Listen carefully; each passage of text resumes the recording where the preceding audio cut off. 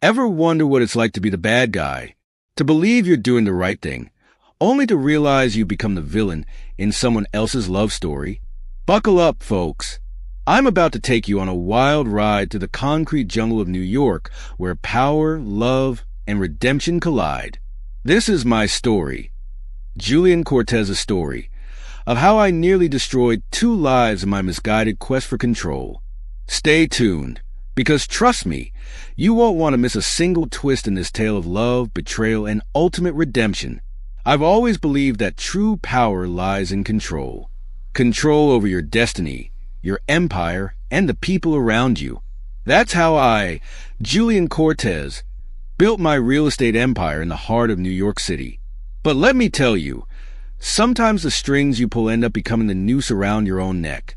It all started when Nathaniel Garcia, or Nate as everyone calls him, came into my life.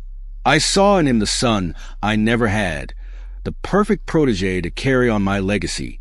Nate was brilliant, ambitious, and came from a good family, the Garcias, old money with deep roots in real estate. But Nate, he wanted to chart his own course.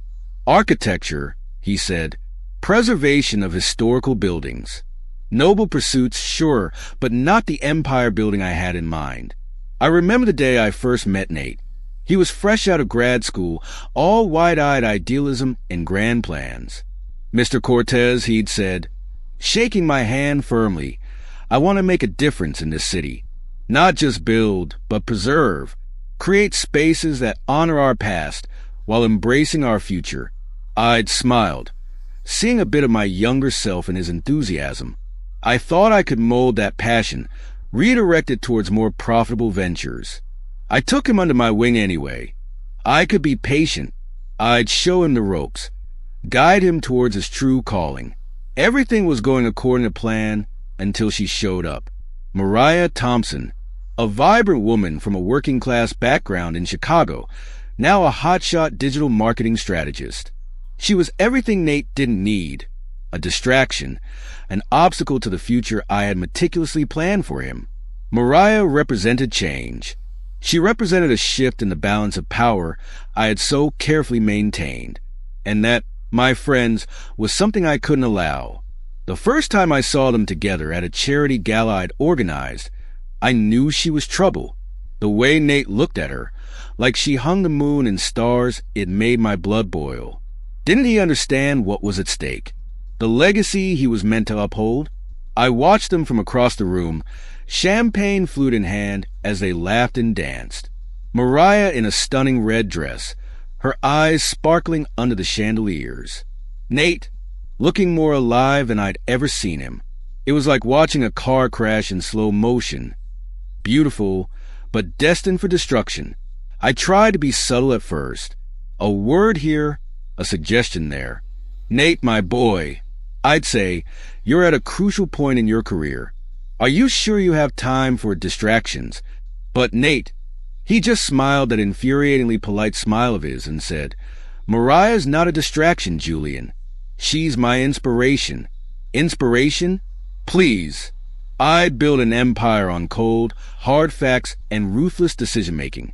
There was no room for inspiration in our world. As the months went by, I watched in growing frustration as Nate drifted further from the path I'd laid out for him. He turned down lucrative development deals to work on community restoration projects. He spoke passionately about preserving cultural heritage instead of maximizing profits. And always, there was Mariah, encouraging him every step of the way. I remember one particular board meeting. Nate was presenting his latest project, a plan to renovate an old community center in a struggling neighborhood. "This isn't just about buildings," he'd said, his eyes shining. "It's about people, about preserving the heart and soul of our city." I'd watched the other board members nodding, buying into his vision, and there in the back of the room stood Mariah, beaming with pride.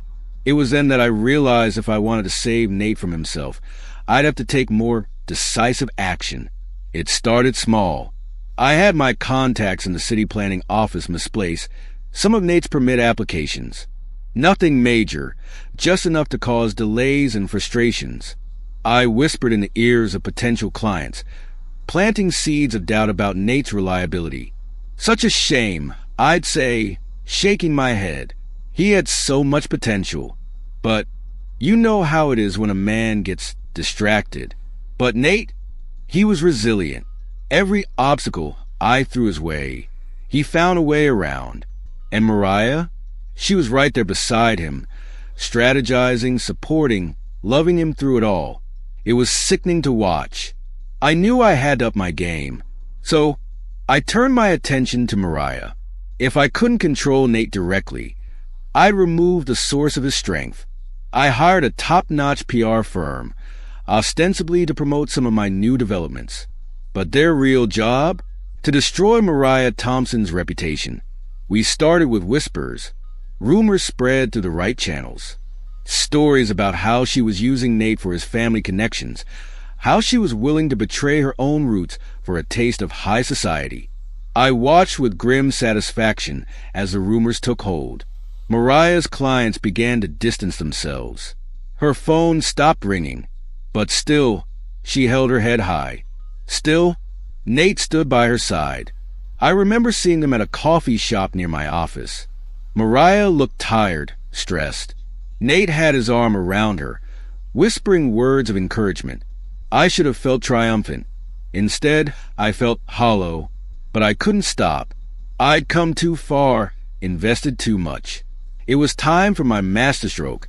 I arranged for Mariah to believe she had a meeting with a potential investor, a lifeline for her struggling business. But when she arrived at the designated spot, my hired men were waiting. The plan was simple, a mugging gone wrong. Enough to shake her, to make her feel unsafe in the city.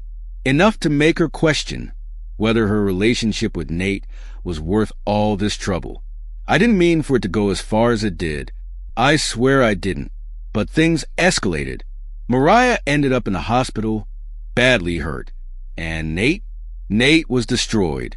I still remember the look on his face when he confronted me in my office the day after the attack. The fury in his eyes, the accusation. "It was you, wasn't it?" he said, his voice shaking with rage. "You did this to her." I tried to play it cool, to deny everything. But Nate, he'd always been smart. Too smart. He'd pieced it all together.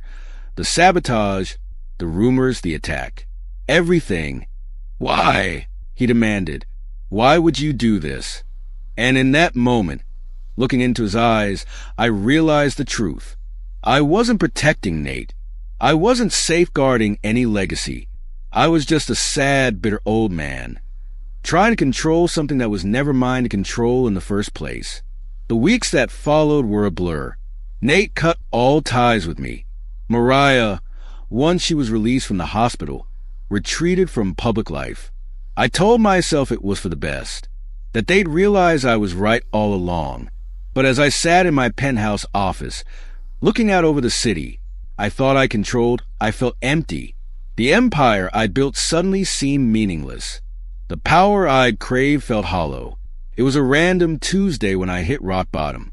I was scrolling through my news feed when I saw it, a photo of Nate, standing alone at a community center opening, the project he and Mariah had been working on together. His eyes, once so full of passion and life, looked dead. And in that moment, I realized the true cost of my actions. I'd set out to save Nate from what I perceived as a mistake. Instead, I'd very nearly destroyed two vibrant, talented young people, all because I couldn't let go of my own vision of how things should be. The road to redemption is never easy. Believe me, I know. It started with a letter, a full confession of everything I'd done, sent to both Nate and Mariah. I didn't expect forgiveness. I didn't deserve it, but I owed them the truth. Writing that letter was the hardest thing I've ever done. My hands shook as I detailed every manipulation, every lie, every act of sabotage. By the time I signed my name at the bottom, the paper was stained with tears I hadn't even realized I was shedding. Next came the press conference. I stood before a sea of cameras and microphones, my hands shaking as I admitted to everything. The manipulation, the sabotage, the attack on Mariah. I laid it all bare. I thought I was protecting a legacy, I said, my voice cracking. Instead, I became the villain in a love story that was never mine to control. The fallout was immediate and brutal. Contracts canceled. Investigations launched. My carefully constructed empire began to crumble around me. But strangely, I felt lighter than I had in years. Months passed.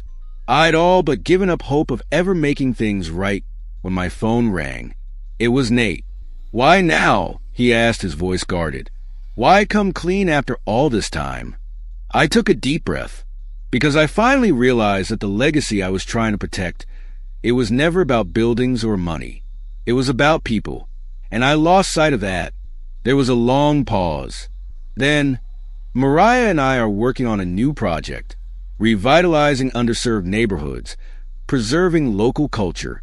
We could use someone with your expertise. I couldn't believe what I was hearing. Are you offering me a chance to make amends?" "No," Nate said firmly. "I'm offering you a chance to do better, to be better. The question is, are you willing to take it?" I didn't hesitate. "Yes," I said. "God, yes. It hasn't been easy. Trust, once broken, is hard to rebuild. But day by day, project by project, I'm trying to use my influence for good, to build up communities instead of exploiting them, to support love and ambition in all its forms rather than trying to control it." The first time I walked into their office, I was terrified. Mariah was there, her eyes wary but determined. Nate stood beside her, protective but open. We didn't hug, didn't shake hands, but they listened as I presented my ideas for the project. And slowly, over cups of coffee and late-night strategy sessions, we began to build something new. Not just buildings, but trust, understanding, maybe even the beginnings of forgiveness. Nate and Mariah, they're stronger than ever, a power couple in the truest sense, using their talents to make real, positive change in the world. I watch them sometimes in meetings or at community events. The way they work together, finishing each other's sentences, supporting each other's ideas, it's beautiful. And I realize now that this partnership, this love, was what I should have been nurturing all along. And me? I'm learning, growing, trying to be the kind of man who builds people up instead of tearing them down. It's not always easy. Old habits die hard. And there are days when I catch myself slipping into old patterns of thinking. But then I remember the look in Nate's eyes that day in my office, the pain I caused Mariah, and I recommit to this new path. I'm not the hero of the story. I know that. But maybe, just maybe, I can be part of a happy ending. Not just for Nate and Mariah, but for the communities we're working to revitalize. For the people whose lives we touch with each project. So, that's my story. The tale of how I almost destroyed 2 lives in my misguided quest for control, and how I found redemption in the most unexpected way. It's not a happy ending, not yet, but it's a beginning, a chance to rewrite my own legacy. Now, I have a question for you. Have you ever found yourself on the wrong side of someone else's love story? How did you make it right? Share your thoughts in the comments below. And don't forget to follow this channel and turn on notifications for more stories of love, redemption, and the complex tapestry of human relationships. Remember, there's an exclusive playlist of stories just like this one that you're going to love. Don't miss out. Subscribe now.